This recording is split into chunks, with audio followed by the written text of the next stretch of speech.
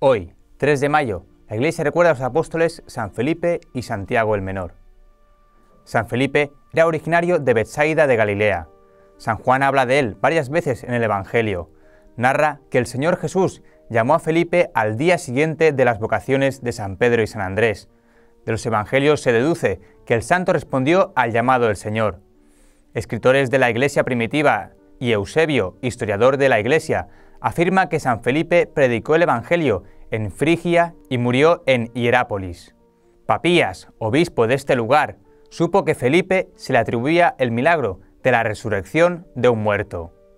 A Santiago se le llama el menor para diferenciarlo del otro apóstol, Santiago el mayor. El Evangelio dice que era de Caná de Galilea, que su padre se llamaba Alfeo y que era familia de nuestro Señor. Es llamado el hermano de Jesús, no porque fuera hijo de la Virgen María, la cual no tuvo sino un solo hijo, nuestro Señor Jesucristo, sino que en la Biblia se le llaman hermanos a los que provienen de un mismo abuelo, o los primos, tíos y sobrinos, y probablemente Santiago era primo de Jesús, hijo de alguna hermana de la Santísima Virgen.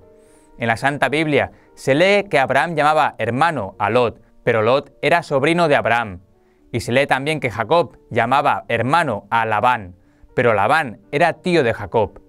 Así que el decir que alguno era hermano de Jesús no significa que María tuvo más hijos, sino que estos llamados hermanos eran simplemente familiares, primos, etc.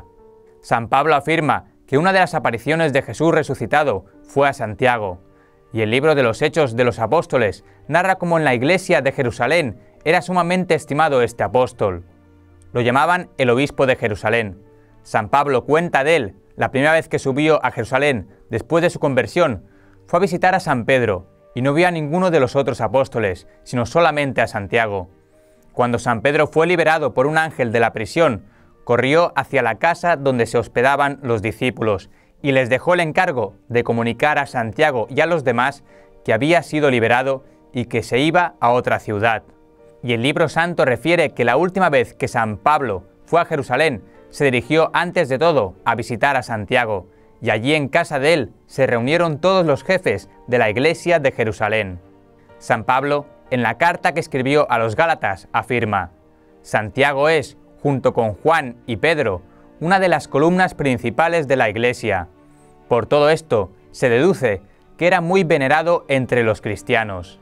Cuando los apóstoles se reunieron en Jerusalén para el primer concilio o reunión de todos los jefes de la Iglesia, fue este apóstol Santiago el que redactó la carta que dirigieron a todos los cristianos. Hegesipo, historiador del siglo II, dice: Santiago era llamado el Santo. La gente estaba segura de que nunca había cometido un pecado grave. Jamás comía carne, ni tomaba licores.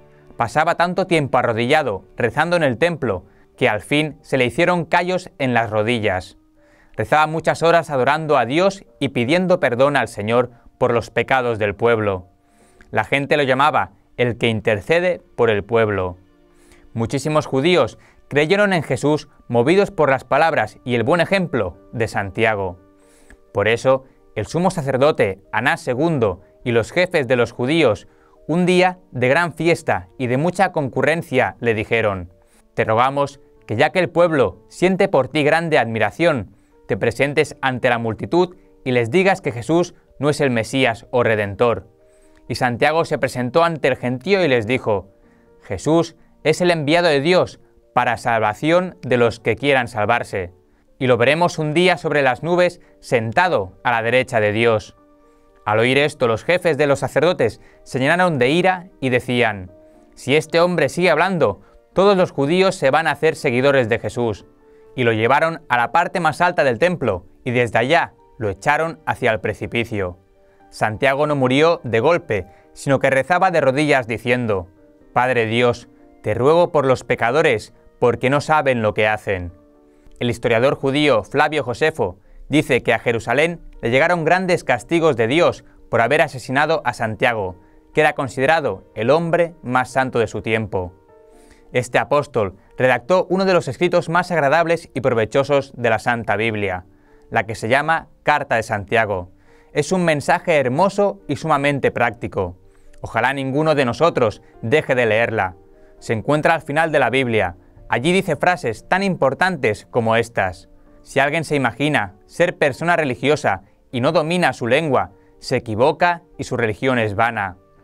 Oh ricos, si no comparten con el pobre sus riquezas, prepárense a grandes castigos del cielo.